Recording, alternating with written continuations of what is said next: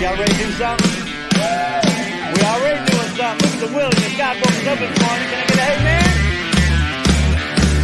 Don't get scared now. Hallelujah. Turn things up. Here we go.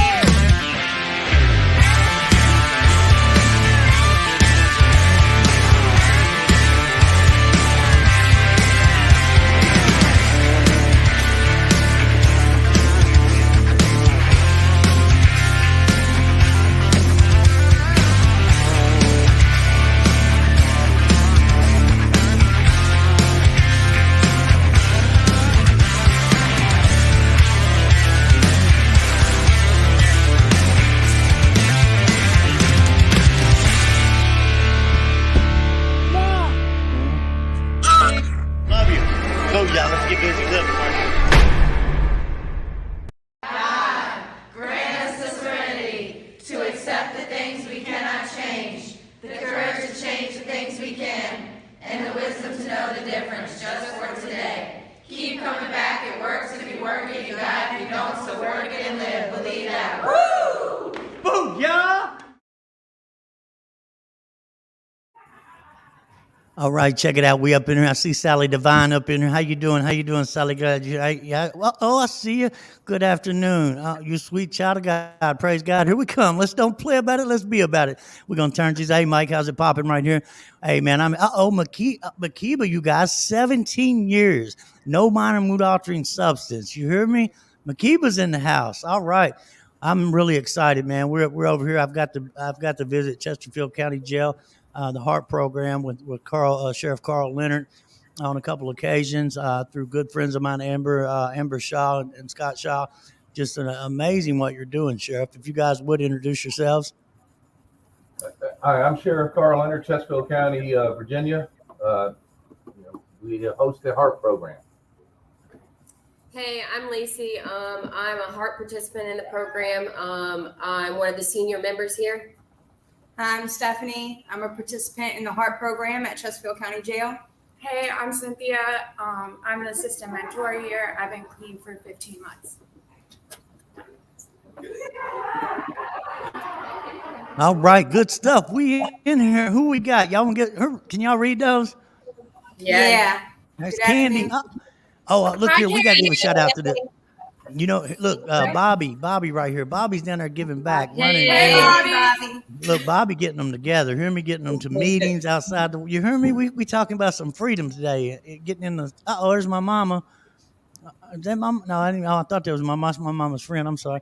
Hi, Kim. How you doing? Hey, But yeah, we're on her living. Real quick, I'm still trying to share this out. I can't get myself together here. Somebody help me. 1 second, guys. I'm sorry.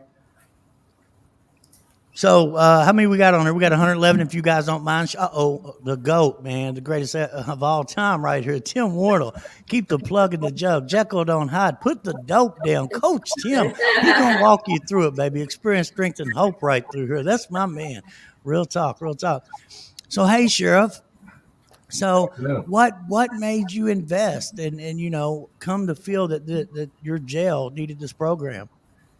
Well, a little bit about me. I was a police officer for 31 years before becoming sheriff, and I was on the other side of it. If you broke the law, I made an arrest and you came to jail, and it was that black and white. And then, in 2014, I became sheriff out here, a large metropolitan area, and in 2015, we started seeing really the beginning of the opioid crisis. I was paying attention to those coming into our jail who were struggling with the disease of addiction, primarily then to heroin. It was 5 a day, 6 a day, 10 a day, 12 a day. And before I knew it, we were getting 20 people in a day who were suffering with heroin addiction and other addictions, but primarily heroin. And it became increasingly frustrating to me because I was turning into the largest recovery center in our county, and we're not trained, equipped, resourced to be a recovery center. So we were just housing people who were addicts, serving their time, releasing them back into the street. Then around March 15th of 2016, we had our 10th overdose death in our community. And something about reaching the number 10 in March just hit me wrong, that this was we had to do something different to stop this insanity of people coming in and out of jail, the revolving door, not getting help for the underlying issue of the disease of addiction, and putting them back out of street, and they're dying out there, and dying in some big numbers, which hasn't changed, unfortunately. As you know, 100,000 people died of overdose in the last year. But back in 2016, I became increasingly frustrated, and realized I was part of the problem. You know, if you were a heroin addict and you came into my jail, and you were at 2 gram a day, 2.5 gram, 3 gram a day, whatever you were going to get clean and sober in my facility. And then when you left after your sentence, whether it was 3 months, 6 months, 12 months, I was releasing a sober addict back into the community.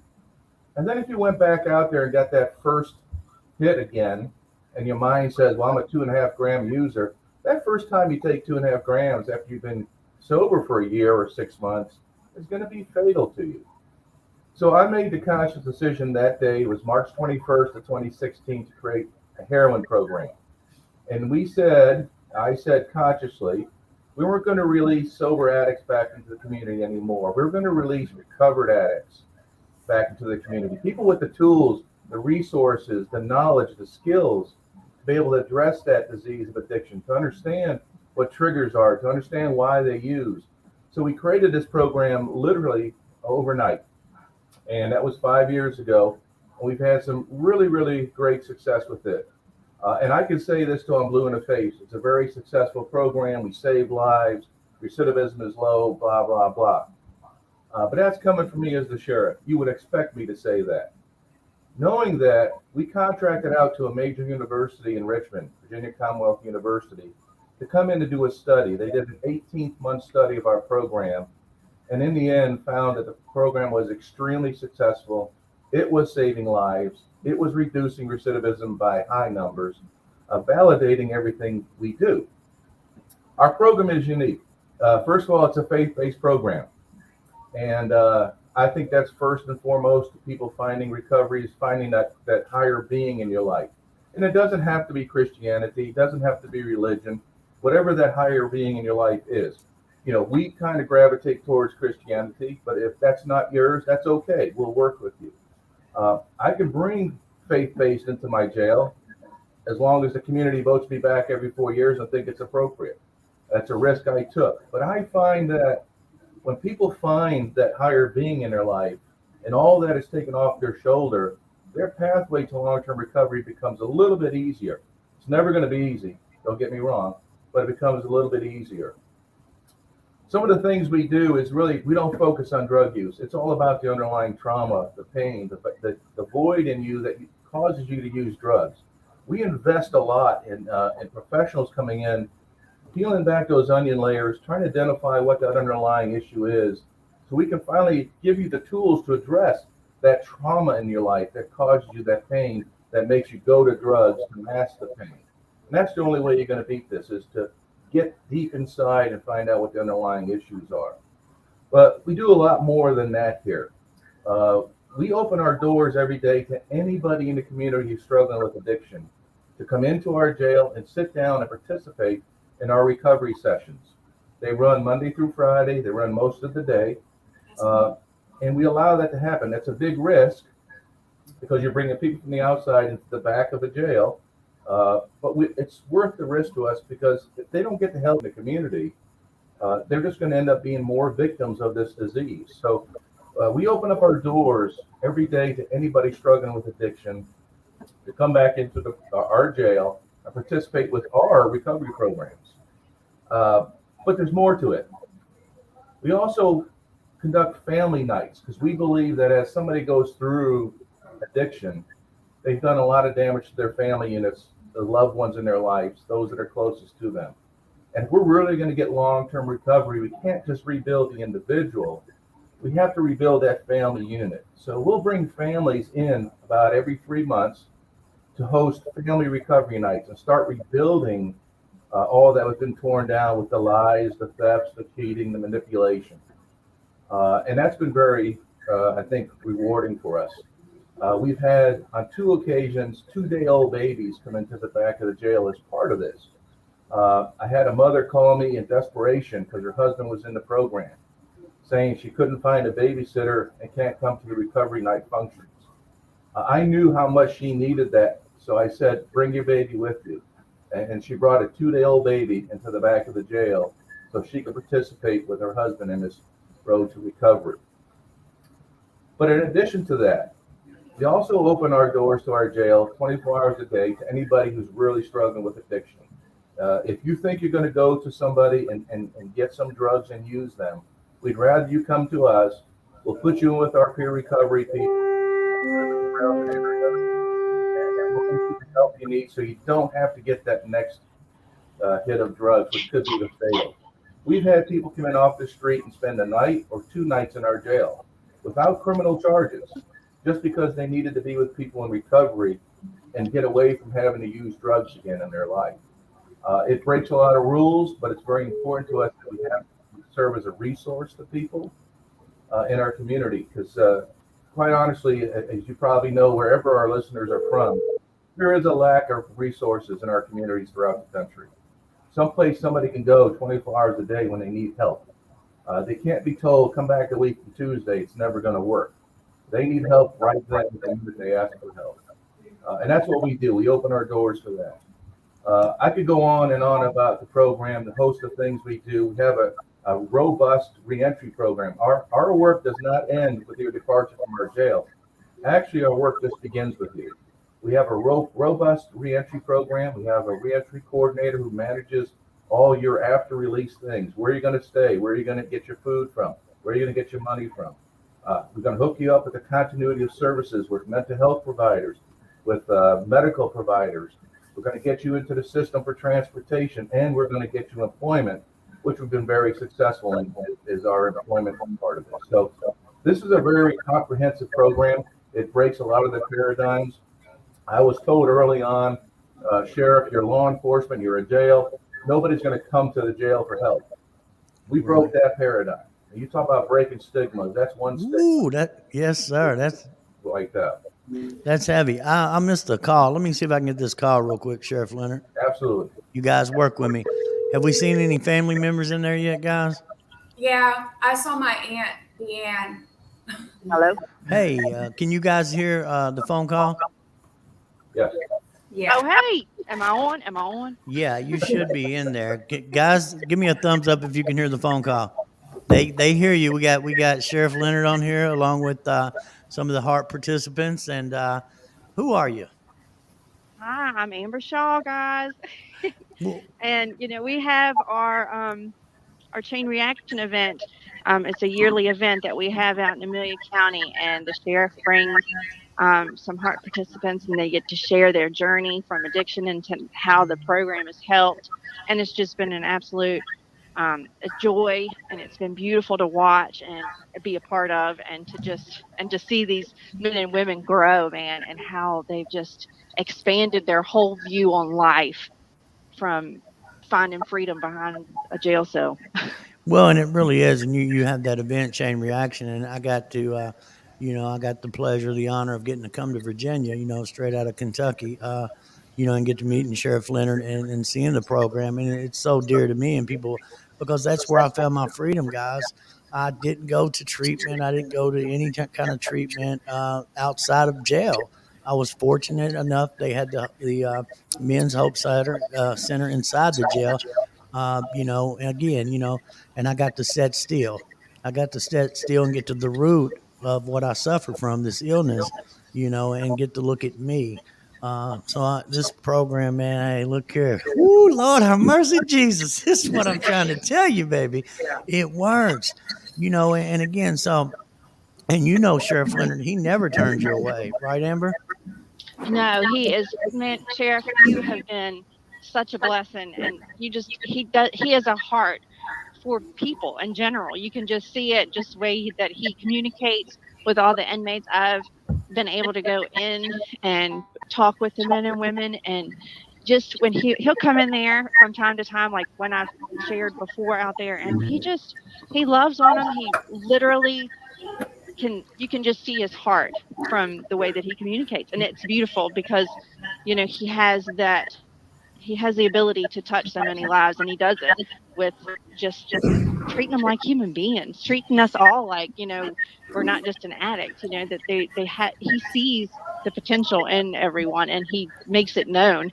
And that's what's amazing. I'm just so thankful for him. Well, and that's it. And that's so huge. Equal, that he doesn't act like that, even though he does have that power, but he doesn't come at you sideways, again, lifts you up and to, do this program. And he said it earlier, to generate, hey, let's find the root of this and have these tools. So when the gates do open, you're going to be successful out there. And he's got a great staff, SEALs. I mean, I love Deputy SEALs, you know what I mean? and I still get to Relisha Howard from FCDC, where I'm from. I have her personal number today. I have circuit court judges' personal number today. So God will put us in these positions that we didn't apply for if we put the work in, and the opportunity to do the work. While you're sitting. This is awesome. Well, I really appreciate you calling, Amber. I look forward to seeing you this year for Chain Reaction. What a great name! What a great name! And I'm pretty sure we'll be having it the first weekend of November again. And we just would love for, again, the sheriff to come on out and anybody to come out and just get some encouragement and hope. And it's a great time. It really is. It just fills my heart every year. Hey, man, sister. Hear me? We love you. All right. Thank you, baby. Hey, Andrew. All right. Love you. I'll talk to you soon. Bye-bye. Bye-bye. Hey, Andrew. Yes, sir. I got to say this because she just fell into the pit. Uh-oh. She just said something that I'll always get on these HARP participants about because it really gets to my core. Amber said, I treated her like a human being. Come on. This is where the stigma comes in because so many people have this value of selflessness, of not being worth anything. I don't treat Amber or any of these other participants like they're human beings. I treat them as human beings because they all are human beings, all created in God's image, all have value in our lives and our communities. But it's no fault to Amber. It's just that all those years of being told you're not worth anything, that you're pieces of crap, that all this other stuff people feed you, in your mind, you think, well, the sheriff, he treats us like we're human beings. Well, you are human beings. And we have to remember that, we all are human beings. We all have worth. We all have value. We all are important to other people in our lives. And I think that's part of the big thing we work on is that self-worth, building that self-esteem up and letting people know you have value. You have a purpose in life. And that's just, she said it and she's a great person and it's not a slam on her, but it's just getting people to realize you are human beings and that's how you should be treated. Mm-hmm. Yep. Girls are awful quiet. I just knew when she said that you were going to say something. I just knew it. Yeah. I knew it. I was just waiting. But it's true. I mean, we do. We get treated like human beings here. We don't get treated like human beings in other facilities. And it's like, so then okay, so the other facilities, right? Then I'll start reverting back into my old behaviors because I feel like I have to act like that to survive in there. But in here, it's like they treat us like humans, so we can actually keep on with our recovery. And I've just never been around staff in a facility that's ever really treated us like that, really never treated me like that. So it's a really good feeling knowing that they care. Yeah. When I came here, all of the staff and all of the deputies, they just care about us so much. And it was just like, wow, it took me aback because, before I was at Riverside, I was at a different place and there they really don't care about you. Like if you're out of toilet paper, like I know that seems like a little thing, but they'll tell you like use your sock, and it's like, what? So this place, I mean, the people here, they treat you so well.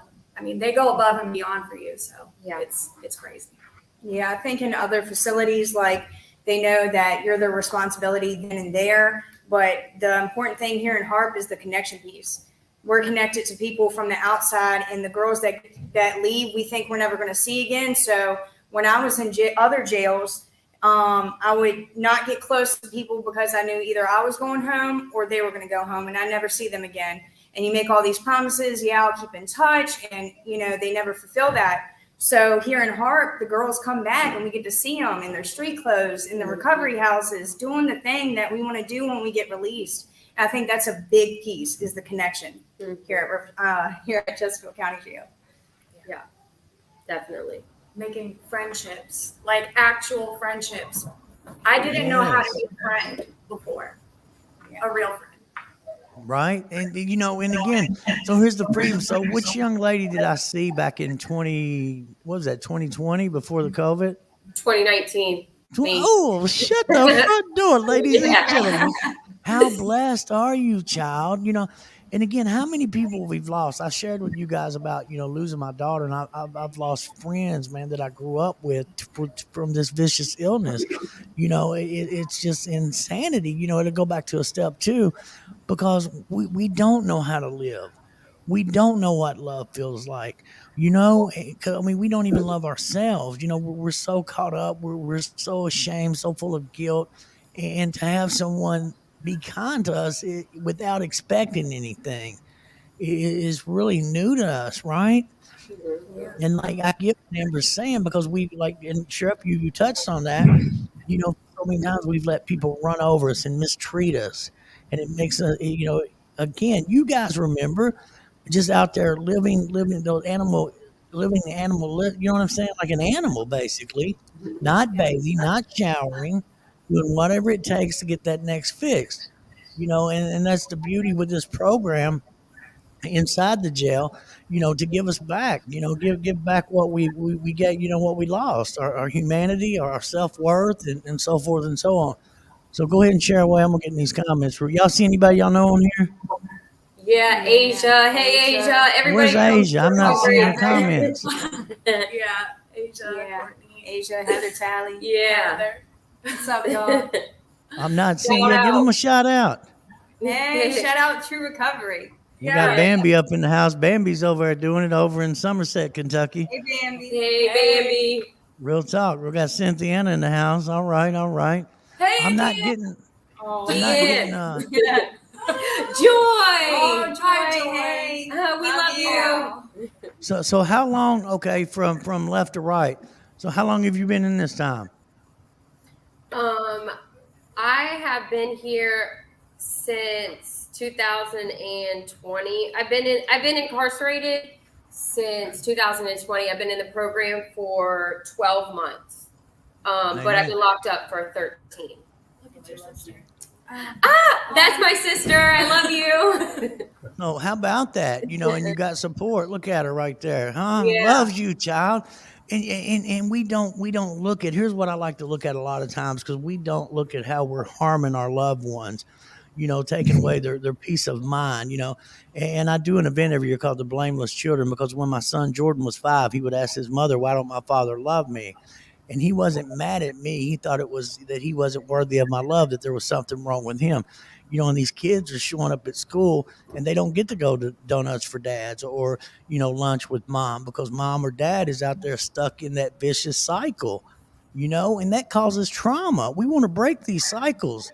And with this program, you have the tools you need to break this cycle and be back in your children's life, be back in your mom's life, your dad's life, your aunts, your uncles, your cousin, where they're happy to see you.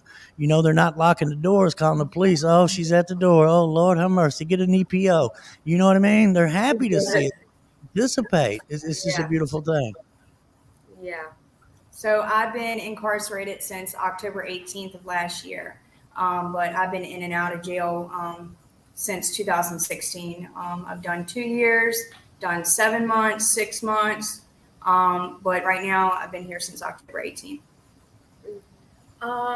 So I've been incarcerated since January 11th, 2020. I've only been at Harp since April 14th, but I've gotten so much out of this program in the 9 months that I've been here. I love it. I'm so thankful for this program. Yeah. So Andrew, I think it's important that everybody understands, and I'd like the girls each to talk about this. I want to make sure everybody knows our program isn't a soft program. Everybody is still accountable for their actions. Nobody's getting their sentences cut at all from being in this program. We still hold everybody accountable. The program is very strenuous, and in a minute I want the girls to talk about the program itself.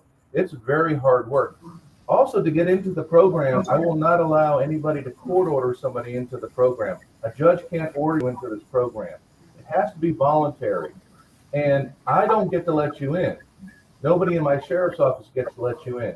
It's the participants that get to let you in. They actually have to interview you first. And they need to find out if you're a player, if you're telling the truth, if you're genuine about recovery. Because it is a lot of work, and if you really want recovery, this is the place to come to, but you got to be genuine. And the only one who knows that better than us are the people in the program. They also have the autonomy to come to me any day and say, Sheriff, we want this person out today. I ask no questions. I tell them to pack up their stuff and they're gone. Because that's the integrity of the program.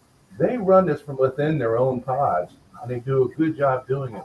But I need everybody to understand, this is a hard program. It's not soft. And girls, can you elaborate on that, please? Yeah.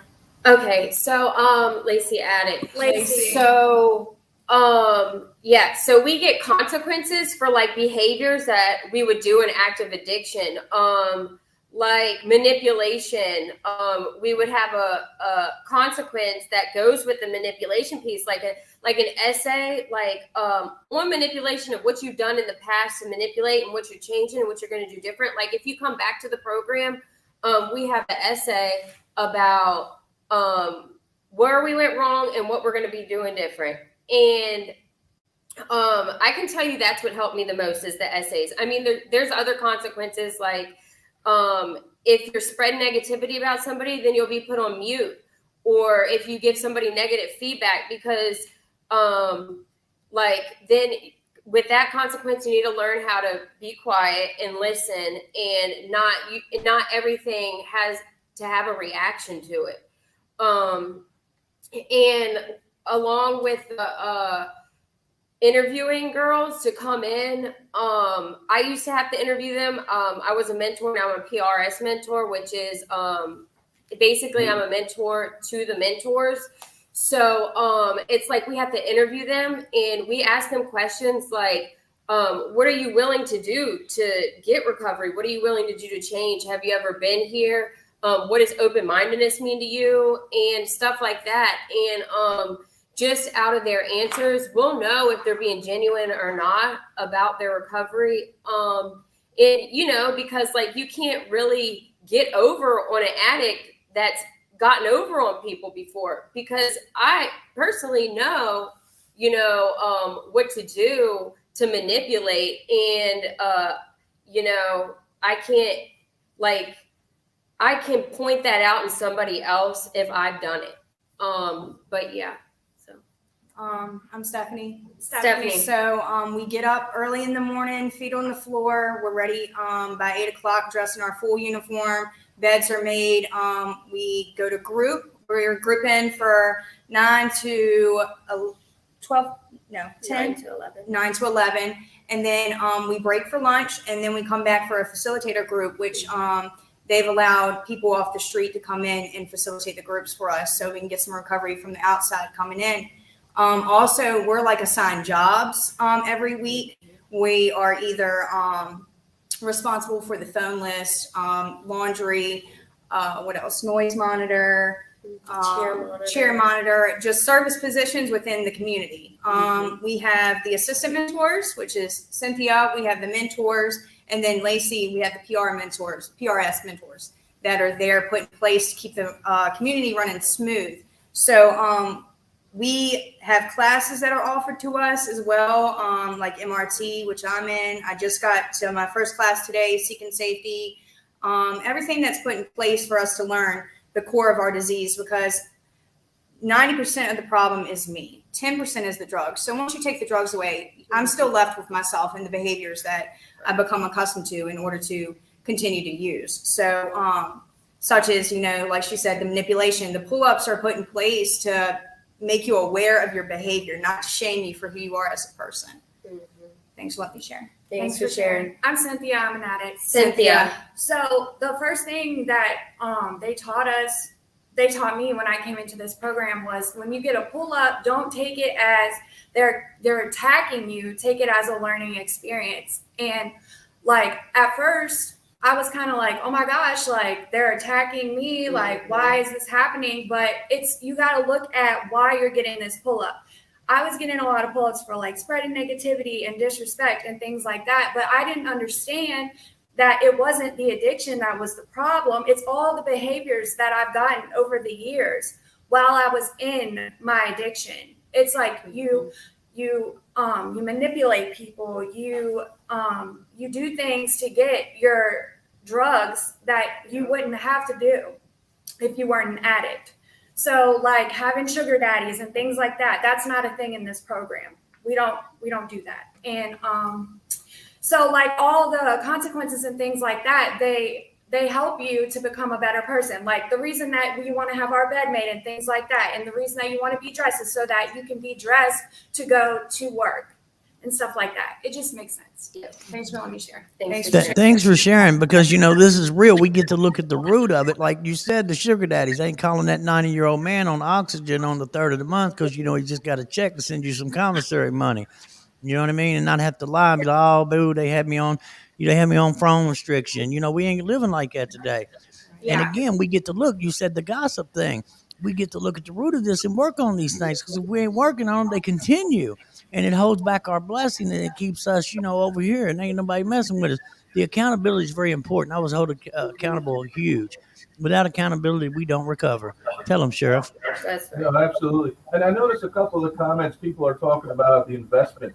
We do invest in these folks because, again, they're worthy of our investment. But, there's a lot of naysayers to what we're doing. There's a lot of people who think we still should lock people up, throw the key away. I can easily explain to you, what do you want me to do with your tax money? Because I can keep bringing people back every year and spending $42,000 a year and incarcerate them. We can do that forever. That's not a wise thing to do with our money. If we can invest in folks and correct this behavior and get to the root of this disease and stop them from coming through that revolving door, I'm going to save you as a taxpayer a lot of money. So there's a practicality to this too, because there are a lot of doubters out there. We know that. We work really hard in our community to break down the stigma. We take our participants into the community almost every day, and this is prior to COVID, of course. We want to take them to schools, community groups, churches. You would not believe in our county the stigma that we were able to break down. We have people calling us, getting jobs for these individuals, asking them to their house, taking them out for dinner, providing them with resources. It's unbelievable what you can do when a community gets together. Another thing we do is invest in them is we pay for them to be trained as peer recovery specialists while they're in their jail. We actually import this training inside of our jail. We give them the training, but then they're required to get 500 hours of actually work time, counseling time, to get their final certification. We send them, these are active inmates now, remember that. We send them into our community and they staff a recovery center, providing help to people in the recovery who need that. And they get their 500 hours, and then we bring them back the resources to give them the final test and evaluation and to certify them. It gives them a great tool to use while they're in here, like Lacey, right? But it also gives them a very marketable skill, so when they get released, PRS right now is highly sought after trait on the outside. So we are investing in them, and we're trying to provide them with the opportunities to have lives they've never had before. Good deal, no doubt. Again, just moving forward, given this, this opportunity, we had the last live feed we got to do with you guys. There was a fella that's in your program, and his daughter was in the live feed, and it just touched my heart because this child, again, blameless, don't get to pick out who her parents are, right? And both of her parents had fell to the illness of addiction, right? Because it is a progressive thing. And they got blessed with the HARP program. And this young lady, Deputy Seals, you remember, she was on there and she said, I want to thank the HARP program for giving me my mother and my father. Dude, I ain't gonna lie, I get emotional because this is so real, man.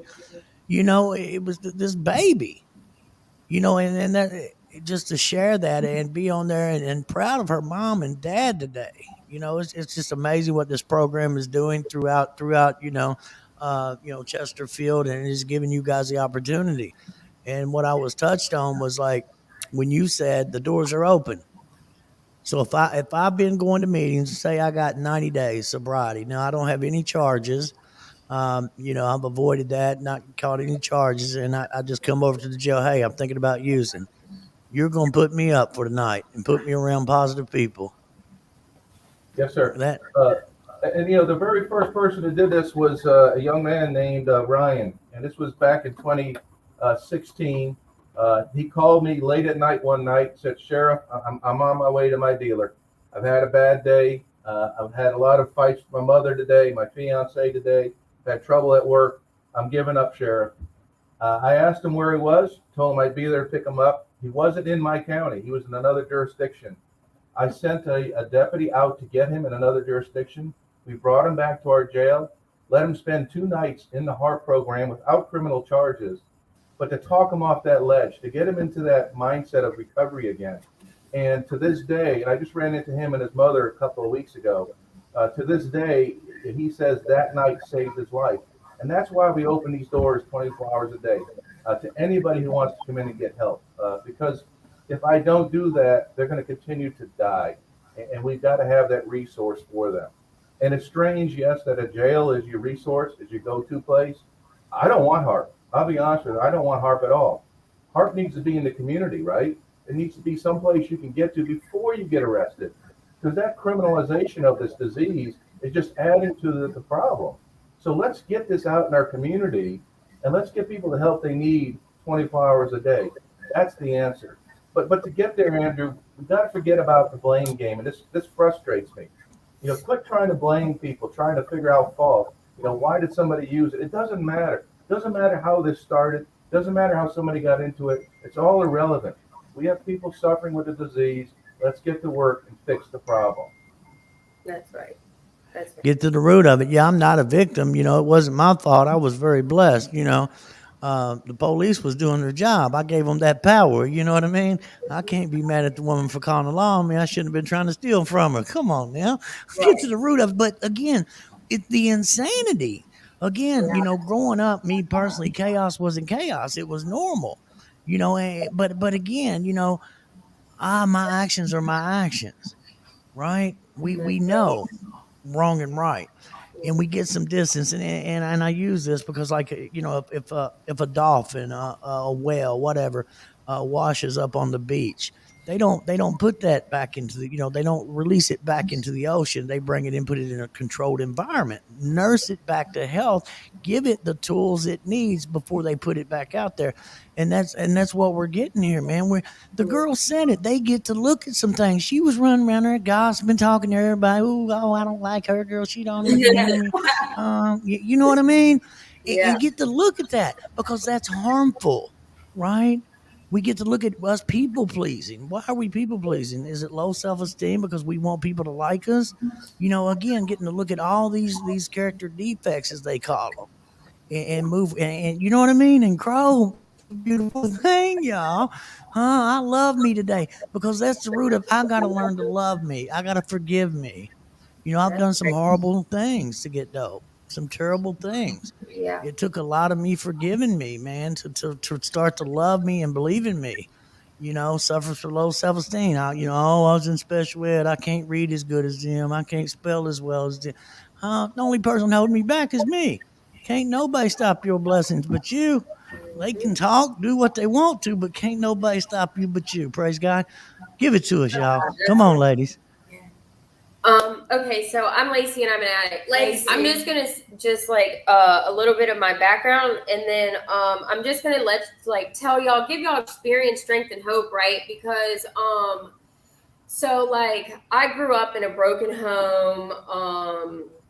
My mom was never there. My dad lived in a different state, and so I guess I found comfort in people giving me attention, right? So, I got my first boyfriend when I was 14, and I moved out with him, and I got pregnant at 15, had a baby, got pregnant at 16, had a baby. But I thought everything was fine, right? But I was smoking weed and drinking, and I thought I was good. And then I started doing cocaine, and then Xanax, and then which eventually led me to heroin when I was 19 because my mom passed away, which is really no excuse, right? It's not an excuse. But I used it as an excuse to try it. And once I did it, it took over me. I ended up getting my kids taken away when they were 3 and 4, and really they weren't even taken away. I gave them to my baby dad's parents because I knew I couldn't take care of them because I was just so bad off. So me and him stayed together for 10 years, and then 2019. I got really bad. I split up with him and got with a different guy that was doing really bad too. And I started doing more drugs of different kinds. And that's when I ended up in the program for the first time in 2019, right? And I learned things, and I didn't know anything about recovery, right? So I thought I was cured within 5 months, and that I didn't need to go to a recovery house, and that I knew about myself. And as long as I'm not using, I'm fine. So I got out and I relapsed. And, within that time of being out, like, it was the worst time in my life. Like, so I knew, like, about my behaviors, right? And I knew about all this stuff, right? But the disease took over. And I ended up starting to hang back out with my baby dad. And he passed away while we were hanging out, and we both OD'd that night, but he didn't come back. And, really at that point in my life, like, I just was so low when I lost him. I didn't know what to do with myself, and my kids couldn't lose me too, right? So I knew I had to do something different. Something had to change. So I got clean. I was clean for 2 weeks, but then I relapsed because I still didn't have that program, right? And I just stopped using. By the grace of God, I got locked up.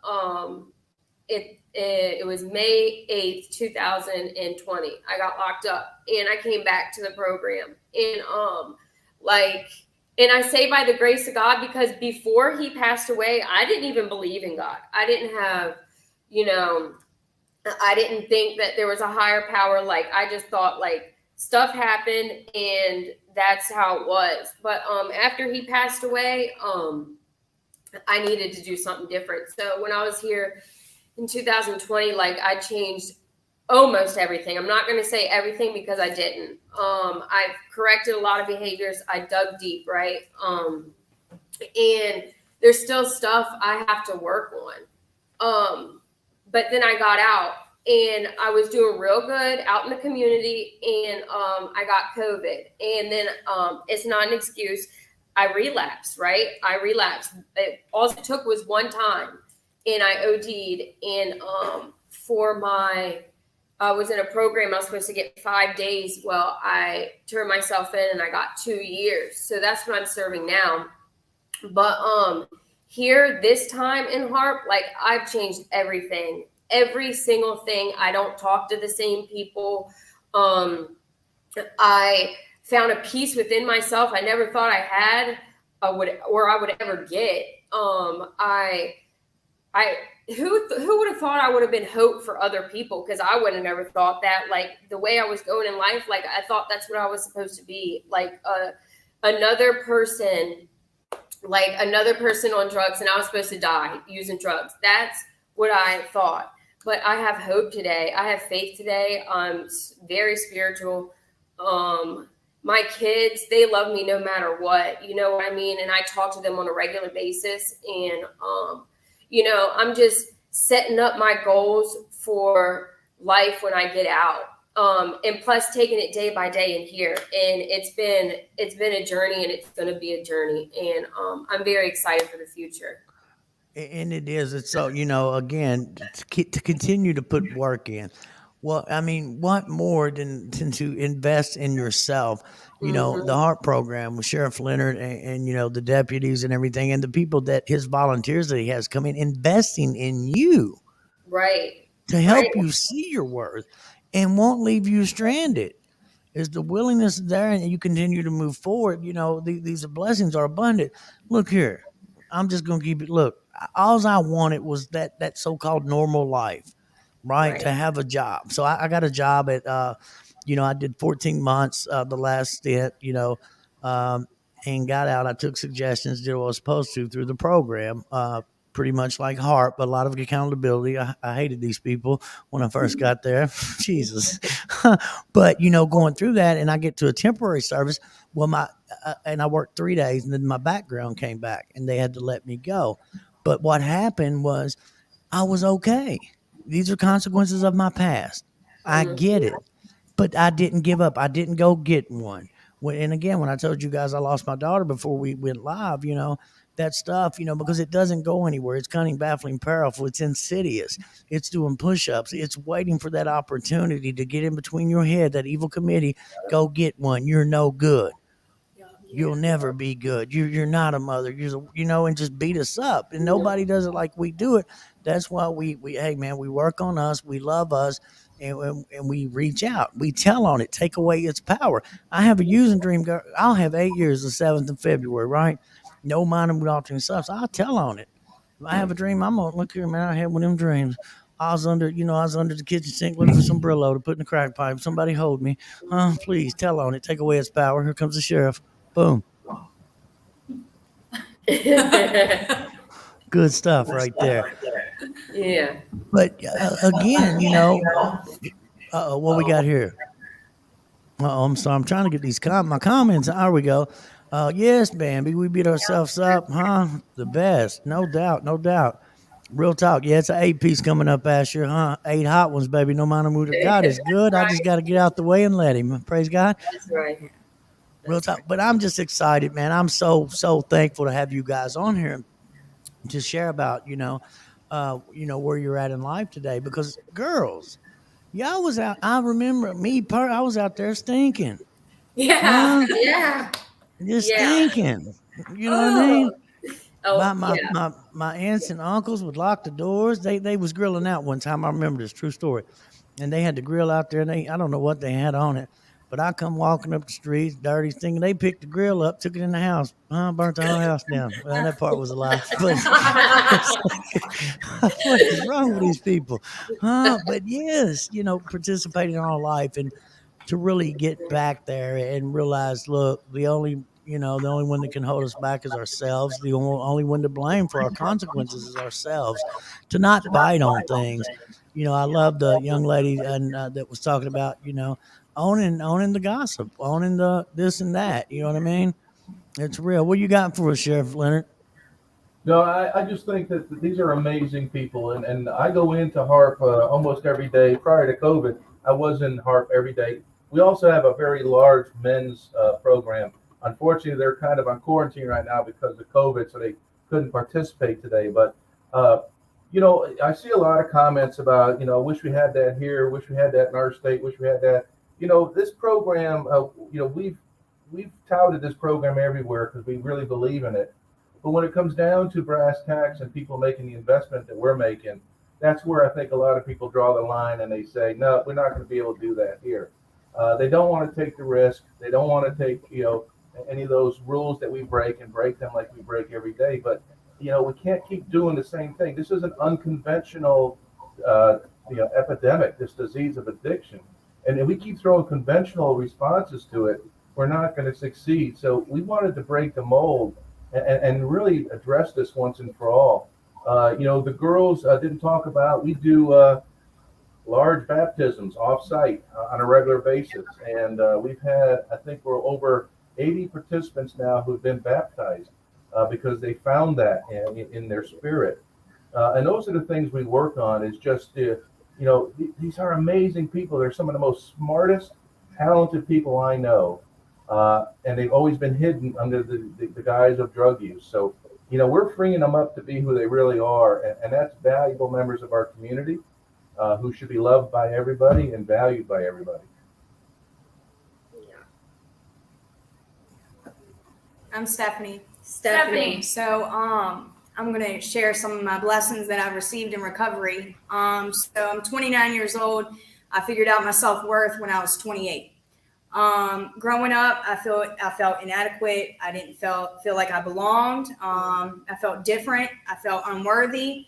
I knew who God was, but today I have a relationship with God, my higher power. I had insecurities as a teenager, and I became willing to die over those insecurities. When I picked up using, I felt false sense of confidence. I felt a part of a group full of users, and my first pain pill led to alcohol, and alcohol eventually led to heroin. And so since being here, I've always tried to find validation in other people for who I am as a person.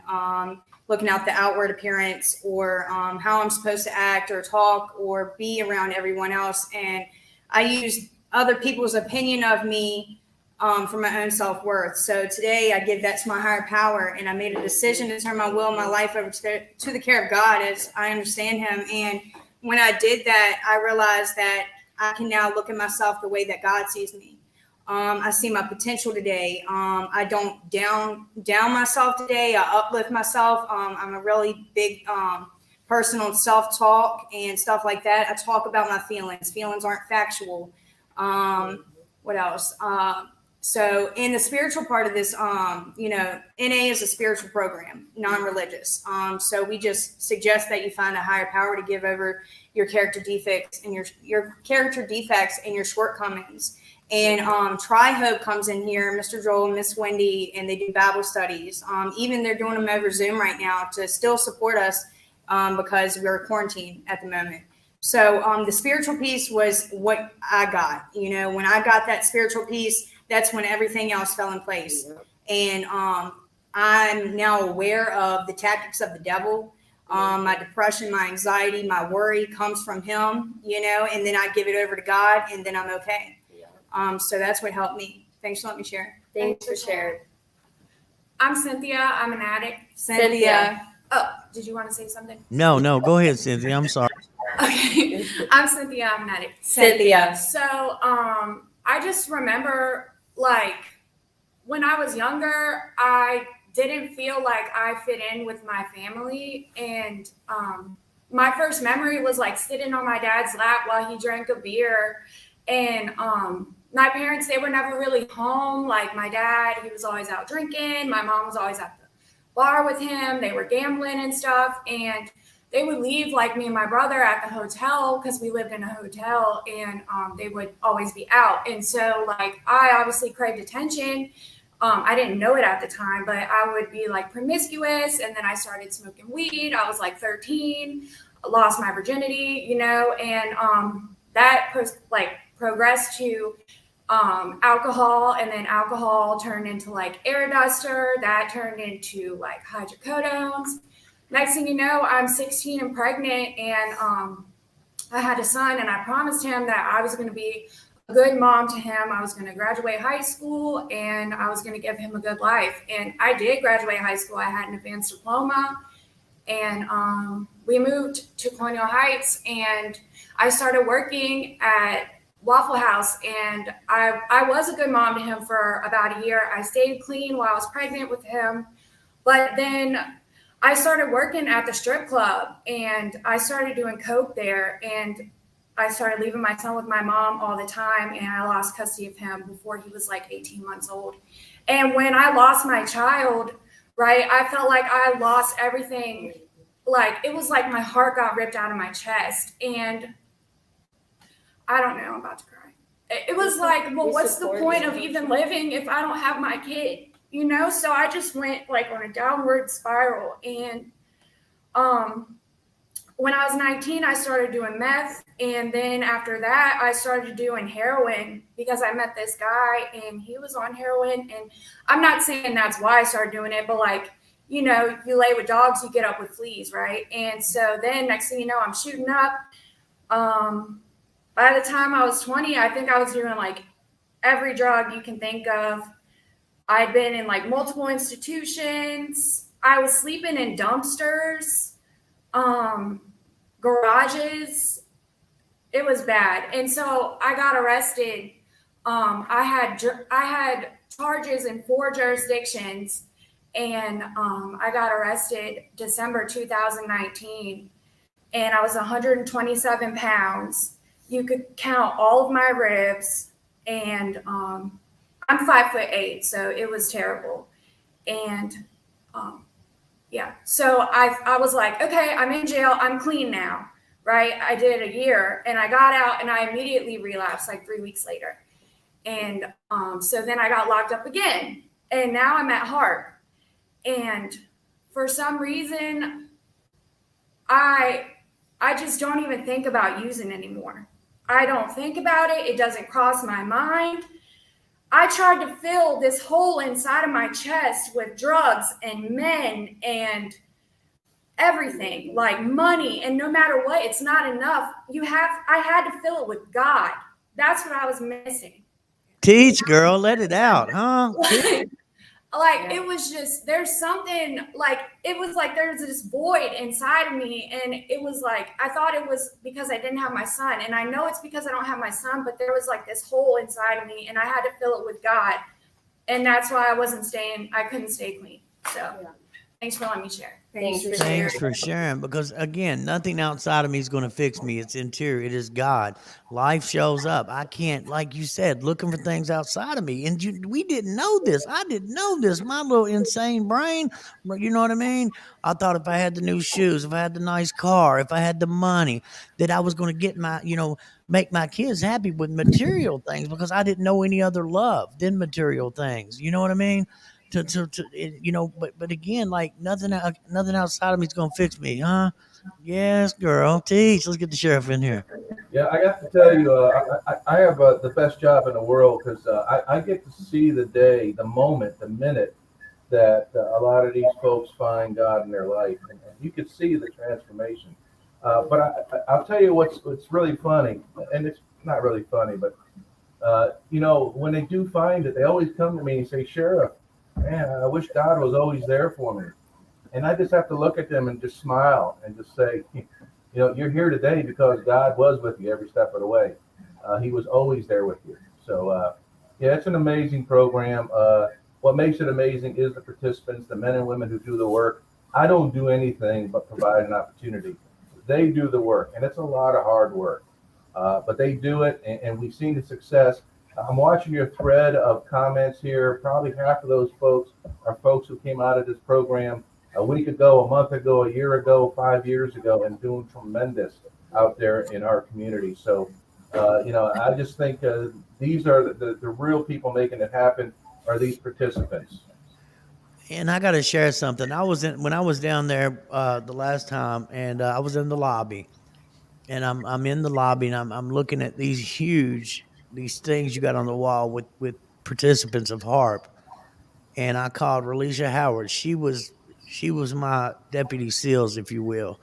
Held me accountable. I didn't get away with nothing. Hear me? She wasn't having it, and I had to call her. She was at FCDC for 13 years now. She's a adult probation officer, and I called her and I FaceTimed her. And I said, look at this. She said, I was just so amazed by that, lifting people up and at an accomplishment. And like one of you young ladies said earlier, you're a hope shot today. Who would have thunk it? Right? And when I was in the lobby and I saw that, it was like, wow, man, I'm just, hey, look, Harp you hear me? I'm about that Harp life, baby. You Yes, child.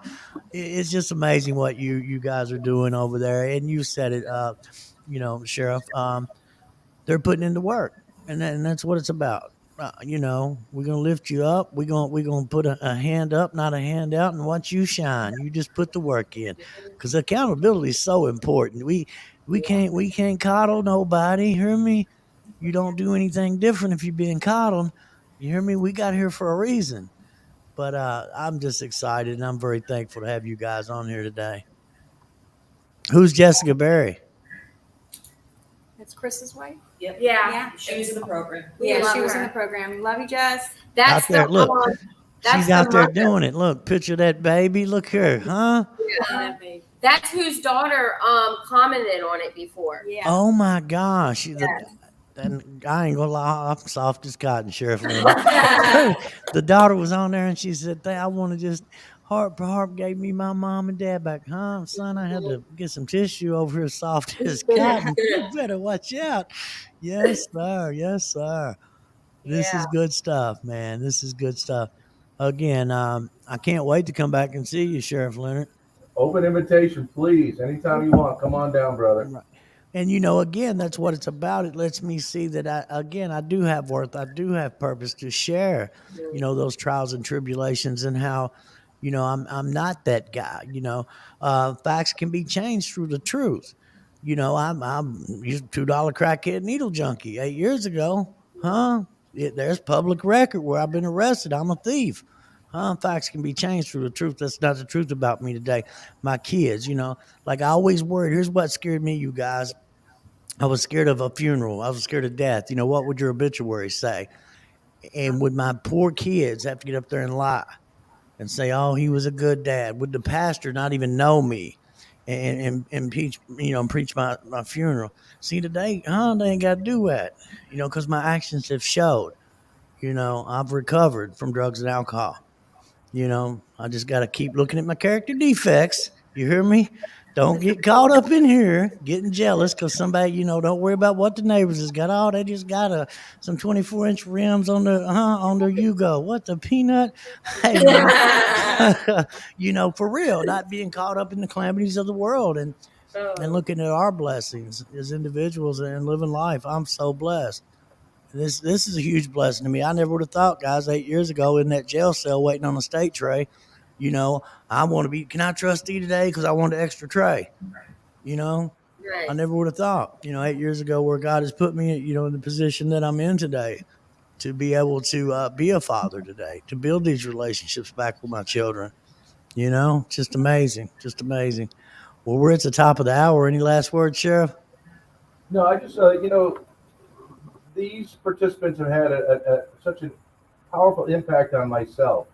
I can't tell you how they've changed my life in a positive way.